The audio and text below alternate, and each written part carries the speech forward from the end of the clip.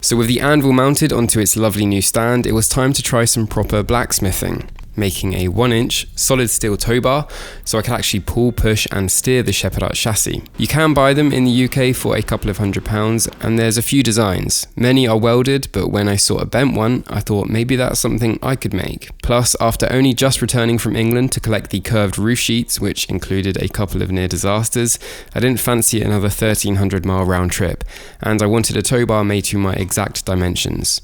But first, I needed the steel itself, 25mm or 1-inch diameter, just over 4 meters long, and the place I bought it had two options, normal and half hard, so I went with normal. I've no idea of the actual carbon content, as neither did they, but each bar cost around €35 and I got a couple, because let's be realistic, this was going to go wrong before it went right.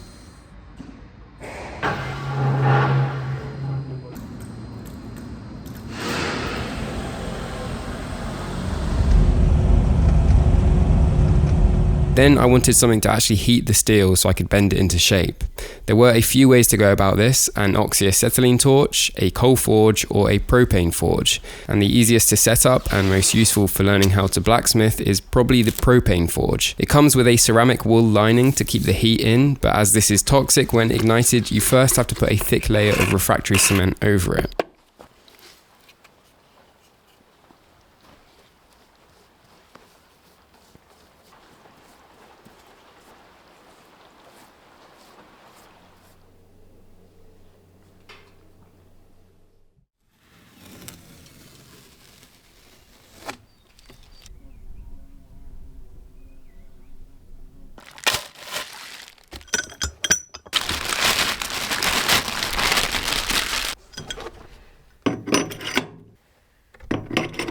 Then you add the burners, in this case 2 of them. These mix the propane gas with air and distribute it into the forge using the Venturi effect.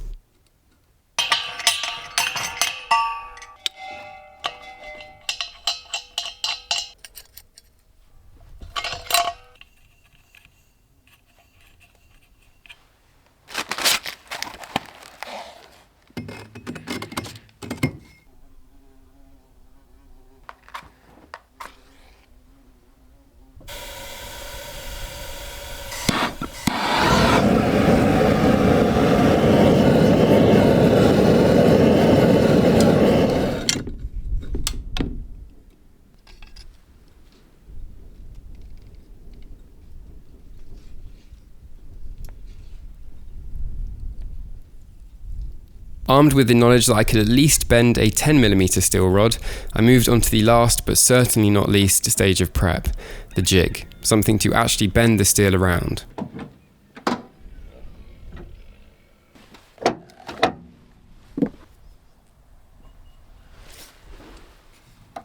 First, I took the dimensions of the tow hitch, which was a 50mm diameter. Then I had to find something slightly larger, cylindrical, and which wouldn't ignite on contact with red hot steel. These acro props were perfectly suited for the job, in more ways than one, as you'll see later.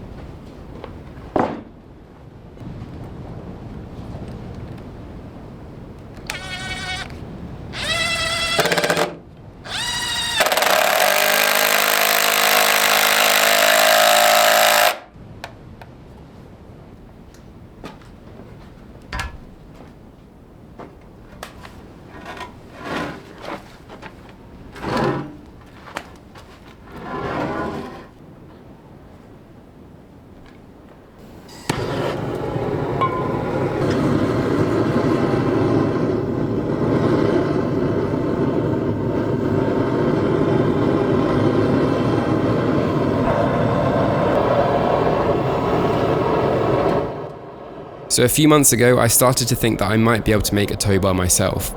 After all, it's just heating and bending. So I slowly started acquiring the jigsaw pieces of information, equipment, tools and materials, but until this very point, I'd not actually put any of the pieces together. So what you're about to see here is my first attempt.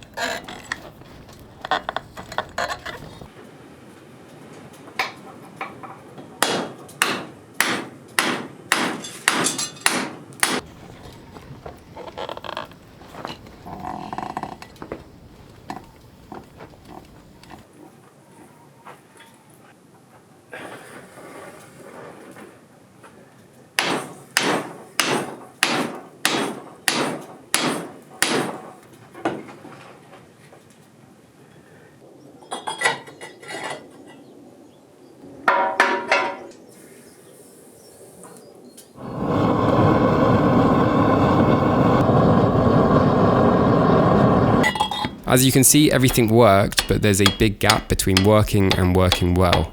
I hadn't been able to get the bend tight enough, hammering the steel into shape had made these ugly flat spots, and the size of the eyelet was way too large for the tow hitch, so with lots of room for improvement, I thought of ways to iron out the kinks.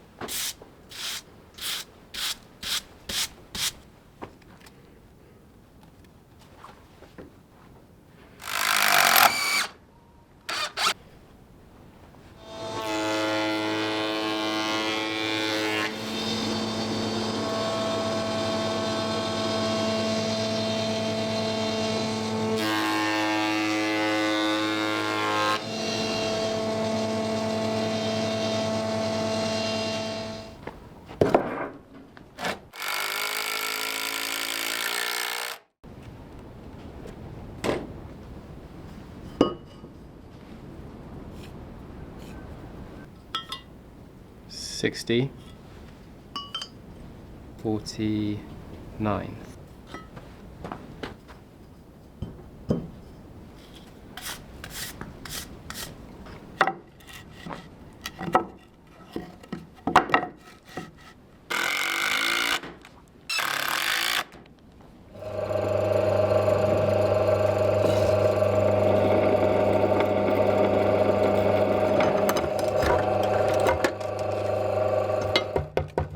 After making the jig more secure and swapping out the steel cylinder for a smaller one, I then took some measures to protect any wood from direct contact with the hot steel.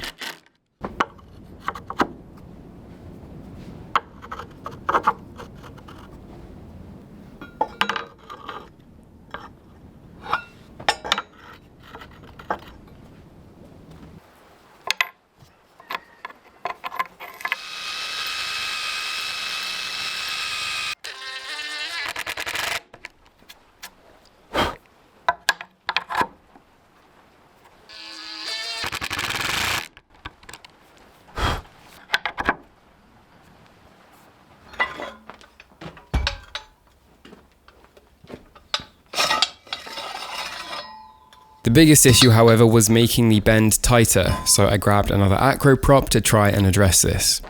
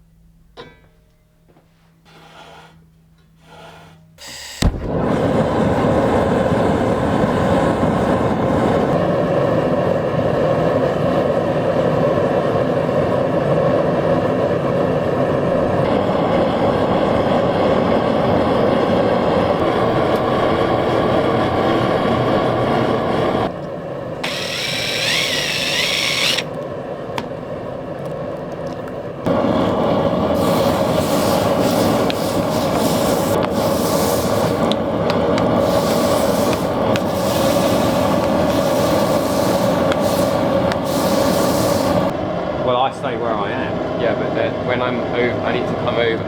Yes, I know. So you go under, I come over. Yeah, so the bar will stay here, so you're going to go over with the bar, but my bar will stay in the same way.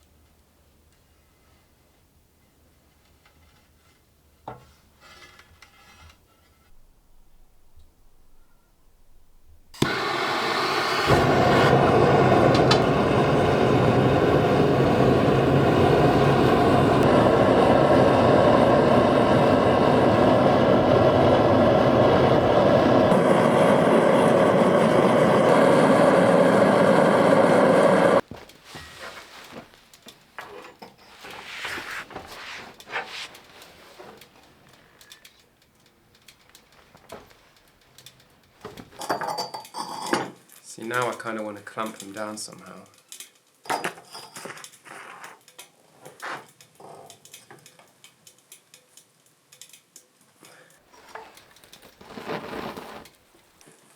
Look.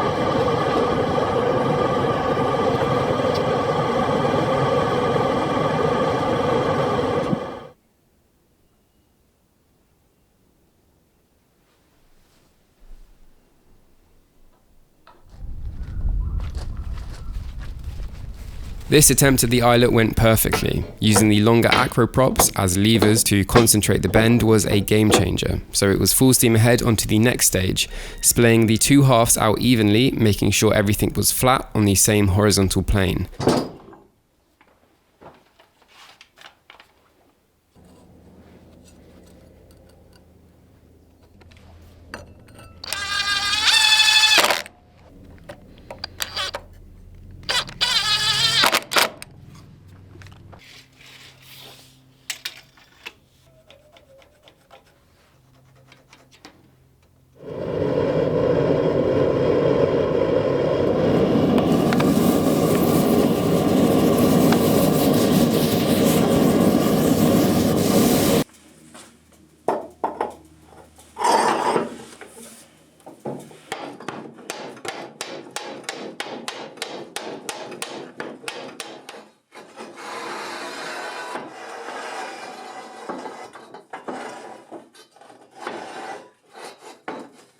Right, give it a go.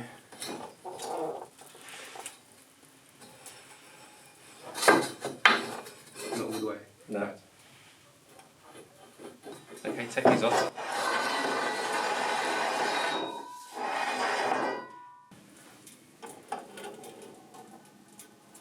Oh, we'll just leave it for Yeah, leave it to see what happens.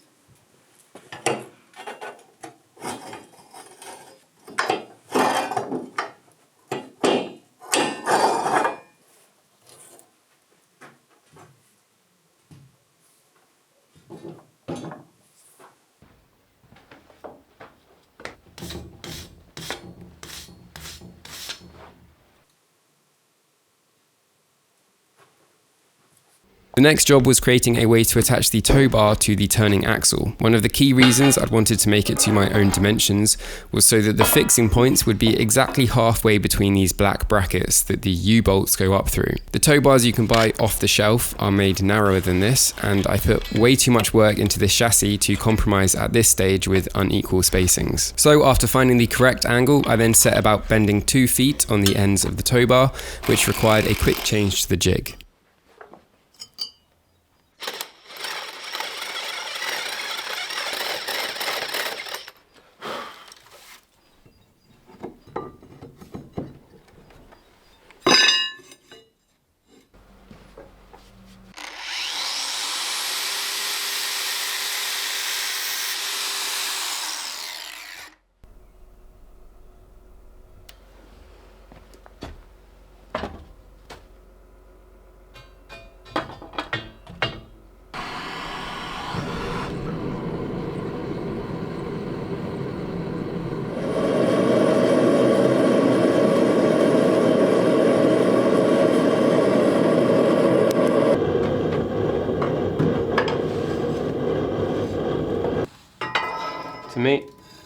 To me, a bit more. Wait, yeah.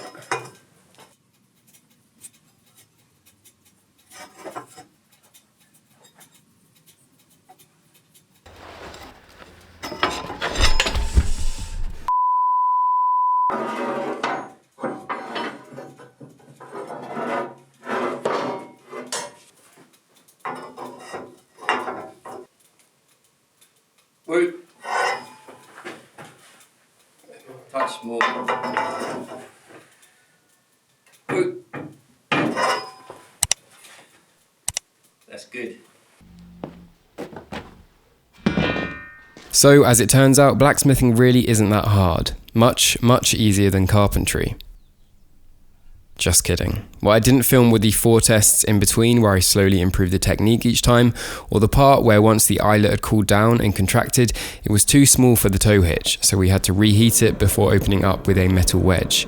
I think I can say this project went well, but you'd be wrong thinking it was easy. It really wasn't. Working with heated steel where every second counts, running 5 cameras at once so I didn't miss an important angle, and generally fumbling my way through as a complete beginner. Big thank you to my dad, who not only lent a hand, but also his precious acro props. In the next video, I'll be mounting it to the chassis, which will be up very shortly, and I still haven't decided how best to harden the tow bar, if at all. So I'd love to hear feedback from any proper blacksmiths out there.